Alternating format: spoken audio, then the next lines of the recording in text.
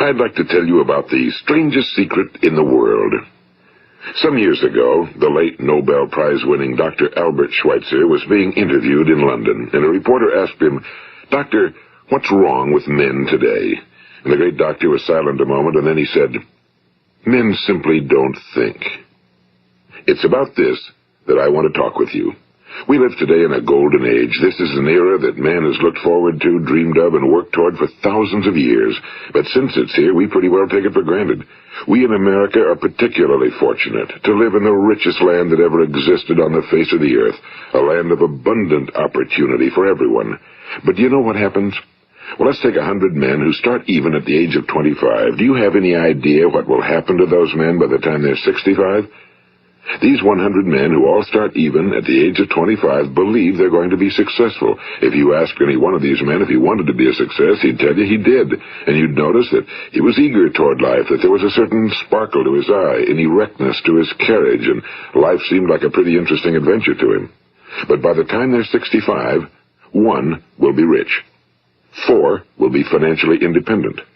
5 will still be working. 54 will be broke.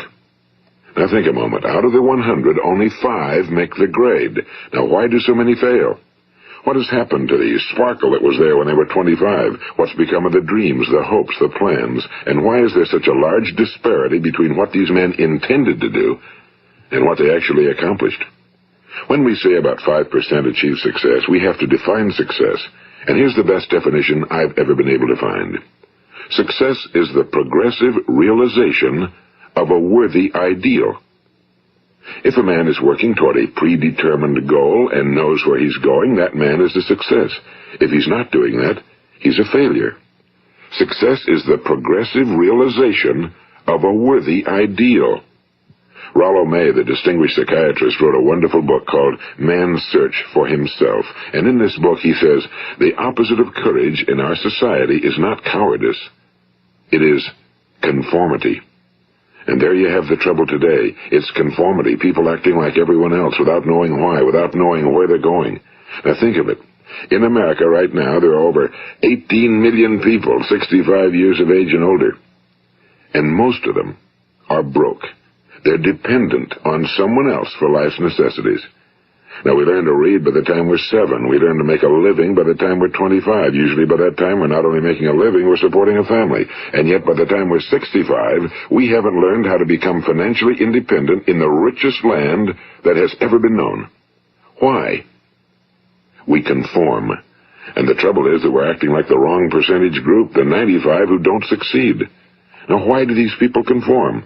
Well, they really don't know. These people believe that their lives are shaped by circumstances, by things that happen to them, by exterior forces. They're outer-directed people. A survey was made one time that covered a lot of men, working men, and these men were asked, "Why do you work? Why do you get up in the morning?" 19 out of 20 had no idea. If you ask them, they'll say, well, everyone goes to work in the morning, and that's the reason they do it, because everyone else is doing it. Now let's get back to our definition of success. Who succeeds? The only person who succeeds is the person who is progressively realizing a worthy ideal. He's the person who says, I'm going to become this, and then begins to work toward that goal.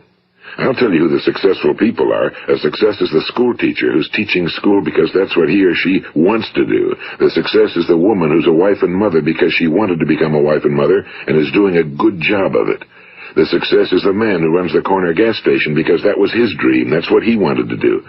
The success is the successful salesman who wants to become a top-notch salesman and grow and build with his organization. A success is anyone who is doing deliberately a predetermined job because that's what he decided to do deliberately. But only 1 out of 20 does that. That's why today there isn't really any competition unless we make it for ourselves. Instead of competing, all we have to do is create. You know, for 20 years, I looked for the key which would determine what would happen to a human being. Was there a key I wanted to know which would make the future a promise that we could foretell to a large extent? Was there a key that would guarantee a person's becoming successful if he only knew about it and knew how to use it? Well, there is such a key, and I've found it. Have you ever wondered why so many men work so hard and honestly without ever achieving anything in particular, and others don't seem to work hard and yet seem to get everything? They seem to have the magic touch. You've heard them say that about someone. Everything he touches turns to gold. And have you ever noticed that a man who becomes successful tends to continue to become successful? And on the other hand, have you noticed how a man who's a failure tends to continue to fail? Well, it's because of goals. Some of us have goals, some don't. People with goals succeed because they know where they're going. It's that simple.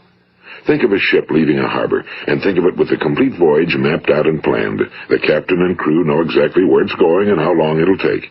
It has a definite goal. Now, 9,999 times out of 10,000, it will get to where it started out to get. Now, let's take another ship, just like the first, only let's not put a crew on it or a captain at the helm. Let's give it no aiming point, no goal, no destination. We just start the engines and let it go. I think you'll agree with me that if it gets out of the harbor at all, it will either sink or wind up on some deserted beach, a derelict. It can't go anyplace because it has no destination and no guidance, and it's the same with a human being. Take the salesman, for example. There's no other person in the world today with the future of a good salesman. Selling is the world's highest paid profession, if we're good at it and if we know where we're going. Every company needs top-notch salesmen, and they reward those men. The sky's the limit for them. But how many can you find? Someone once said the human race is fixed, not to prevent the strong from winning, but to prevent the weak from losing. The American economy today can be likened to a convoy in time of war. The entire economy is slowed down to protect its weakest link, just as the convoy had to go at the speed that would permit its slowest vessel to remain in formation. That's why it's so easy to make a living today. It takes no particular brains or talent to make a living and support a family today. So we have a plateau of so-called security, if that's what a person's looking for. But we do have to decide how high above this plateau we want to aim. Now let's get back to the strangest secret in the world, the story that I wanted to tell you today. Why do men with goals succeed in life and men without them fail? Well, let me tell you something which, if you really understand it, will alter your life immediately. If you understand completely what I'm going to tell you from this moment on, your life will never be the same again. You will suddenly find that good luck just seems to be attracted to you. The things you want just seem to fall in line, and from now on you won't have the problems, the worries, the gnawing lump of anxiety that perhaps you've experienced before. Doubt, fear, well, they'll be things of the past. Here's the key to success and the key to failure. We become what we think about. Now let me say that again. We become what we think about. Throughout all history, the great wise men and teachers, philosophers and prophets have disagreed with one another on many different things. It's only on this one point that they are in complete and unanimous agreement. Listen to what Marcus Aurelius, the great Roman emperor, said. A man's life is what his thoughts make of it. Disraeli said this, everything comes if a man will only wait. I've brought myself by long meditation to the conviction that a human being with a settled purpose must accomplish it, and that nothing can resist a will that will stake even existence for its fulfillment. Ralph Waldo Emerson said this, a man is what he thinks about all day long. William James said, the greatest discovery of my generation is that human beings can alter their lives by altering their attitudes of mind. And he also said, we need only in cold blood act as if the thing in question were real, and it will become infallibly real by growing into such a connection with our life that it will become real. It will become so knit with habit and emotion that our interest in it will be those which characterize belief. And he also said, if you only care enough for a result, you will almost certainly attain it. If you wish to be rich, you will be rich. If you wish to be learned, you will be learned. If you wish to be good, you will be good. Only you must then really wish these things, and wish them exclusively, and not wish at the same time 100 other incompatible things just as strongly. In the Bible, you read in Mark 9:23, if thou canst believe, all things are possible to him that believeth. My old friend Dr. Norman Vincent Peale put it this way, this is one of the greatest laws in the universe. Fervently do I wish I had discovered it as a very young man. It dawned upon me much later in life, and I found it to be one of the greatest, if not my greatest discovery outside of my relationship to God. The great law, briefly and simply stated, is that if you think in negative terms, you will get negative results. If you think in positive terms, you will achieve positive results. That is the simple fact, he went on to say, which is at the basis of an astonishing law of prosperity and success. In 3 words, believe and succeed. William Shakespeare put it this way: our doubts are traitors and make us lose the good we oft might win by fearing to attempt. George Bernard Shaw said, people are always blaming their circumstances for what they are. I don't believe in circumstances. The people who get on in this world are the people who get up and look for the circumstances they want, and if they can't find them, make them. Well, it's pretty apparent, isn't it? And every person who discovered this for a while believed that he was the first one to work it out. We become what we think about. Now, it stands to reason that a person who's thinking about a concrete and worthwhile goal is going to reach it, because that's what he's thinking about, and we become what we think about. Conversely, the man who has no goal, who doesn't know where he's going, and whose thoughts must therefore be thoughts of confusion and anxiety and fear and worry, becomes what he thinks about. His life becomes one of frustration and fear and anxiety and worry. And if he thinks about nothing, he becomes nothing. Now, how does it work? Why do we become what we think about? Well, I'll tell you how it works as far as we know. Now, to do this, I want to tell you about a situation that parallels the human mind. Suppose a farmer has some land, and it's good, fertile land. Now, the land gives the farmer a choice. He may plant in that land whatever he chooses. The land doesn't care. It's up to the farmer to make the decision. Now, remember, we're comparing the human mind with the land because the mind, like the land, doesn't care what you plant in it. It will return what you plant, but it doesn't care what you plant. Now, let's say that the farmer has 2 seeds in his hand. One is a seed of corn. The other is nightshade, a deadly poison. He digs 2 little holes in the earth, and he plants both seeds, one corn, the other nightshade. He covers up the holes, waters, and takes care of the land, and what will happen? Invariably, the land will return what's planted. As it's written in the Bible, as ye sow, so shall ye reap. Now remember, the land doesn't care. It'll return poison in just as wonderful abundance as it will corn. So up come the 2 plants, one corn, one poison. Now, the human mind is far more fertile, far more incredible and mysterious than the land, but it works the same way. It doesn't care what we plant. Success, failure. A concrete, worthwhile goal, or confusion. Misunderstanding, fear, anxiety, and so on. But what we plant, it must return to us. You see, the human mind is the last great unexplored continent on Earth. It contains riches beyond our wildest dreams. It will return anything we want to plant. Now, you might say, well, if that's true, why don't people use their minds more? Well, I think they figured out an answer to that one, too.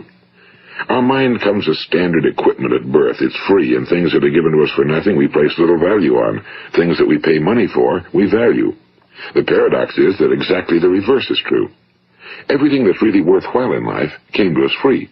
Our minds, our souls, our bodies, our hopes, our dreams, our ambitions, our intelligence, our love of family and children and friends and country, all these priceless possessions are free. But the things that cost us money are actually very cheap and can be replaced at any time. A good man can be completely wiped out and make another fortune. He can do that several times. Even if our home burns down, we can rebuild it. But the things we got for nothing, we can never replace. The human mind isn't used because we take it for granted. Familiarity breeds contempt. It can do any kind of job we assign to it, but generally speaking, we use it for little jobs instead of big, important ones. Universities have proved that most of us are operating on about 10% or less of our abilities. So decide now, what is it you want? Plant your goal in your mind. It's the most important decision you'll ever make in your entire life. What is it you want? Do you want to be an outstanding salesman? A better worker at your particular job? Do you want to go places in your company? In your community? Do you want to get rich? All you've got to do is plant that seed in your mind, care for it, work steadily toward your goal, and it will become a reality.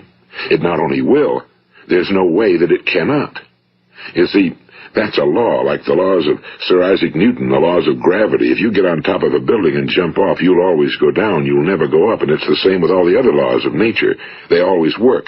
They're inflexible. Think about your goal in a relaxed, positive way. Picture yourself in your mind's eye as having already achieved this goal. See yourself doing the things you will be doing when you've reached your goal. Ours has been called the phenobarbital age, the age of ulcers and nervous breakdowns and tranquilizers, at a time when medical research has raised us to a new plateau of good health and longevity. Far too many of us worry ourselves into an early grave trying to cope with things in our own little personal ways without learning a few great laws that will take care of everything for us. These things we bring on ourselves through our habitual way of thinking. Every one of us is the sum total of his own thoughts. He is where he is because that's exactly where he really wants to be, whether he'll admit that or not. Each of us must live off the fruit of his thoughts in the future, because what you think today and tomorrow, next month and next year, will mold your life and determine your future. You're guided by your mind. I remember one time I was driving through eastern Arizona, and I saw one of those giant earth-moving machines roaring along the road at about 35 miles an hour with what looked like 30 tons of dirt in it. A tremendous, incredible machine, and there was a little man perched way up on top with the wheel in his hands guiding it. And as I drove along, I was struck by the similarity of that machine to the human mind. Just suppose you're sitting at the controls of such a vast source of energy. Are you going to sit back and fold your arms and let it run itself into a ditch? Or are you going to keep both hands firmly on the wheel and control and direct this power to a specific, worthwhile purpose? It's up to you. You're in the driver's seat.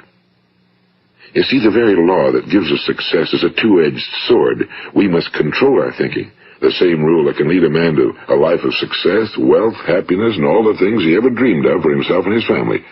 That very same law can lead him into the gutter. It's all in how he uses it, for good or for bad. This is the strangest secret in the world. Now, why do I say it's strange, and why do I call it a secret? Actually, it isn't a secret at all. It was first promulgated by some of the earliest wise men, and it appears again and again throughout the Bible, but very few people have learned it, understand it. That's why it's strange, and why for some equally strange reason it virtually remains a secret. I believe that you could go out and walk down the main street of your town and ask one man after another what the secret of success is, and you probably wouldn't run into one man in a month who could tell you. Now, this information is enormously valuable to us if we really understand it and apply it. It's valuable to us not only for our own lives, but the lives of those around us, our families, employees, associates, and friends. Life should be an exciting adventure. It should never be a bore. A man should live fully, be alive. He should be glad to get out of bed in the morning. He should be doing a job he likes to do because he does it well. One time I heard Grove Patterson, the great late editor-in-chief of the Toledo Daily Blade, make a speech, and as he concluded his speech, he said something I've never forgotten. He said, "My years in the newspaper business have convinced me of several things. Among them, that people are basically good, and that we came from someplace, and we're going someplace. So we should make our time here an exciting adventure. The architect of the universe didn't build a stairway leading nowhere." And the greatest teacher of all, the carpenter from the plains of Galilee, gave us the secret time and time again. As ye believe, so shall it be done unto you. I've explained the strangest secret in the world and how it works. Now, on this side, I want to explain how you can prove to yourself the enormous returns possible in your own life by putting this secret to a practical test. I want you to make a test that will last 30 days. It isn't going to be easy, but if you'll give it a good try, it will completely change your life for the better. Now, back in the 17th century, Sir Isaac Newton, the English mathematician and natural philosopher, gave us some natural laws of physics which apply as much to human beings as they do to the movement of bodies in the universe. And one of these laws is that for every action, there is an equal and opposite reaction. Simply stated, as it applies to you and me, it means we can achieve nothing without paying the price. The results of your 30-day experiment will be in direct proportion to the effort you put forth. To be a doctor, you must pay the price of long years of difficult study. To be successful in selling, and remember that each of us succeeds to the extent of his ability to sell. Selling our families on our ideas, selling education in schools, selling our children on the advantages of living the good and honest life, selling our associates and employees on the importance of being exceptional people. To, of course, the profession of selling itself. But to be successful in selling our way to the good life, we must be willing to pay the price. Now, what is that price? Well, it's many things. First, it's understanding emotionally, as well as intellectually, that we literally become what we think about, that we must control our thoughts if we're to control our lives. It's understanding fully that as ye sow, so shall ye reap. Second, it's cutting away all fetters from the mind and permitting it to soar as it was divinely designed to do. It's the realization that your limitations are self-imposed and that the opportunities for you today are enormous beyond belief. It's rising above narrow-minded pettiness and prejudice.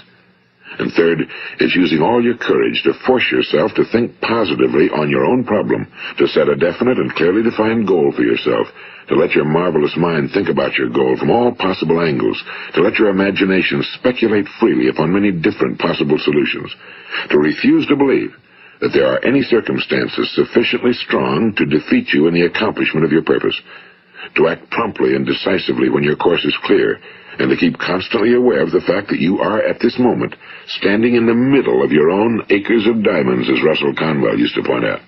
And fourth, save at least 10% of every dollar you earn. It's also remembering that no matter what your present job, it has enormous possibilities, if you're willing to pay the price. Now let's just go over the important points in the price each of us must pay to achieve the wonderful life that can be ours. It is, of course, worth any price. 1. You will become what you think about. 2.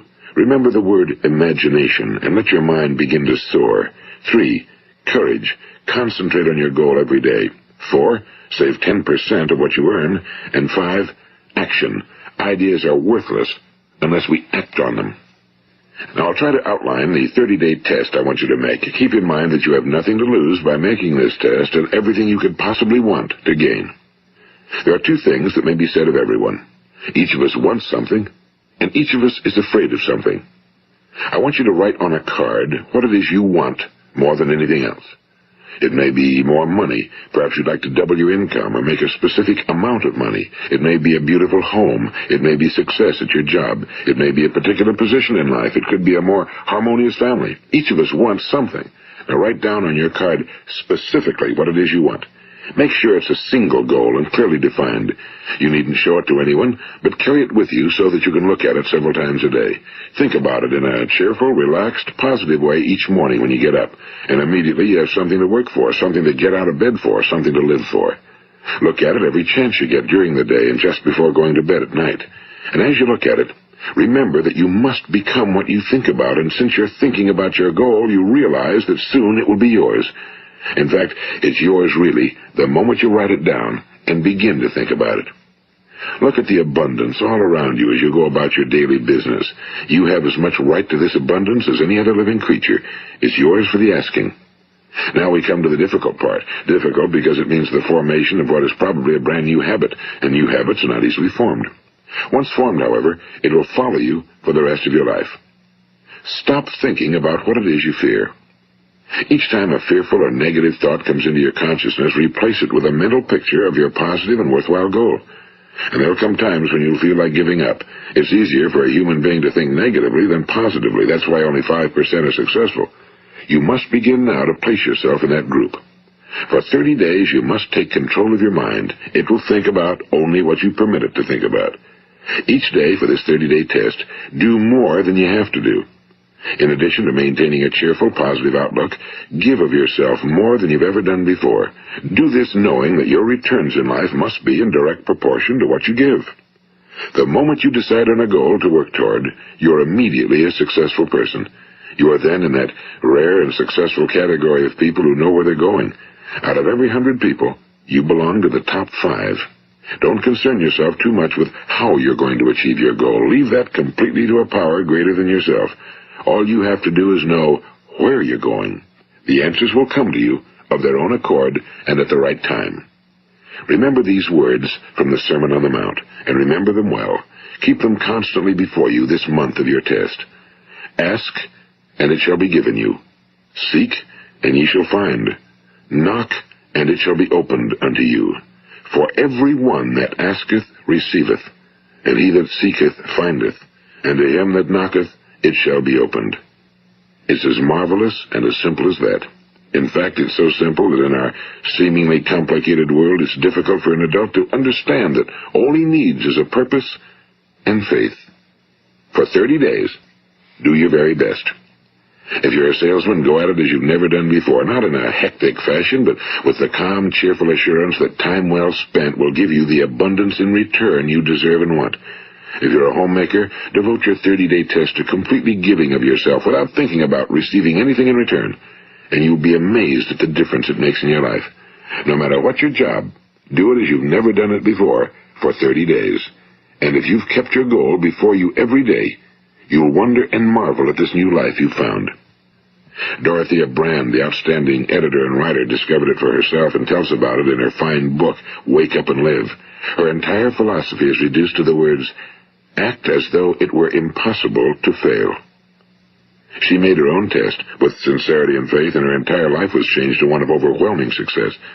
Now, you make your test for 30 full days. Don't start your test until you've made up your mind to stick with it. You see, by being persistent, you're demonstrating faith. Persistence is simply another word for faith. If you didn't have faith, you'd never persist. If you should fail during your first 30 days, by that I mean suddenly find yourself overwhelmed by negative thoughts, you've got to start over again from that point and go 30 more days. Gradually, your new habit will form until you find yourself one of that wonderful minority to whom virtually nothing is impossible. And don't forget the card. It's vitally important as you begin this new way of living. On one side of the card, write your goal, whatever it may be.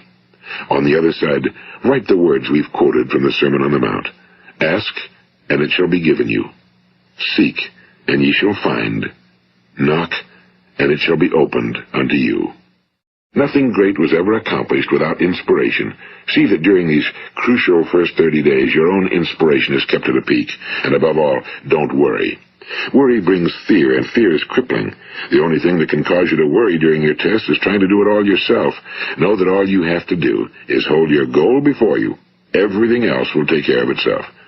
Remember also to keep calm and cheerful. Don't let petty things annoy you and get you off course. Now, since making this test is difficult, some will say, why should I bother? Well, look at the alternative. No one wants to be a failure. No one really wants to be a mediocre individual. No one wants a life constantly filled with worry and fear and frustration. Therefore, remember that you must reap that which you sow. If you sow negative thoughts, your life will be filled with negative things. If you sow positive thoughts, your life will be cheerful, successful, and positive. Now, gradually, you will have a tendency to forget what you've heard on this recording. Play it often. Keep reminding yourself of what you must do to form this new habit. Gather your whole family around at regular intervals and listen to what's been said here. You know, most men will tell you that they want to make money without understanding the law. The only people who make money work in a mint. The rest of us must earn money.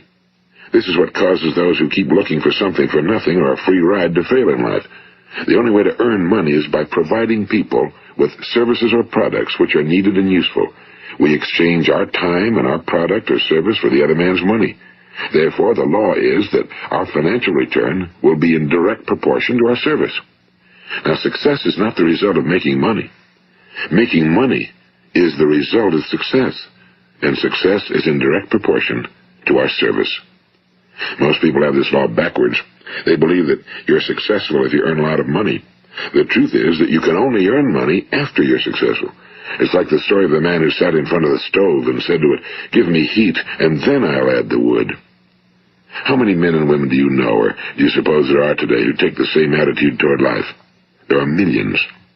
We've got to put the fuel in before we can expect heat. Likewise, we've got to be of service first before we can expect money. Don't concern yourself with the money. Be of service, build, work, dream, create. Do this and you'll find there's no limit to the prosperity and abundance that will come to you. Prosperity, you know, is founded upon a law of mutual exchange. Any person who contributes to prosperity must prosper in turn himself. Sometimes the return will not come from those you serve, but it must come to you from someplace, because that's the law. For every action, there is an equal and opposite reaction. As you go daily through your 30-day test period, remember that your success will always be measured by the quality and quantity of service you render, and money is a yardstick for measuring this service. No man can get rich himself unless he enriches others. Now, there are no exceptions to a law. You can drive down any street in America and from your car estimate the service that's being rendered by the people living on that street. Had you ever thought of this yardstick before? It's interesting. Some, like ministers and priests and other devoted people, measure their returns in the realm of the spiritual, but again, their returns are equal to their service. Once this law is fully understood, any thinking person can tell his own fortune. If he wants more, he must be of more service to those from whom he receives his return. If he wants less, he has only to reduce his service. This is the price you must pay for what you want. If you believe you can enrich yourself by deluding others, you can end only by deluding yourself. It may take some time, but just as surely as you breathe, you'll get back what you put out. Don't ever make the mistake of thinking you can avert this. It's impossible. The prisons and the streets where the lonely walk are filled with people who tried to make new laws just for themselves. We may avoid the laws of man for a while, but there are greater laws that cannot be broken. An outstanding medical doctor recently pointed out 6 steps that will help you realize success. 1. Set yourself a definite goal. 2. Quit running yourself down. 3. Stop thinking of all the reasons why you cannot be successful and instead think of all the reasons why you can. 4.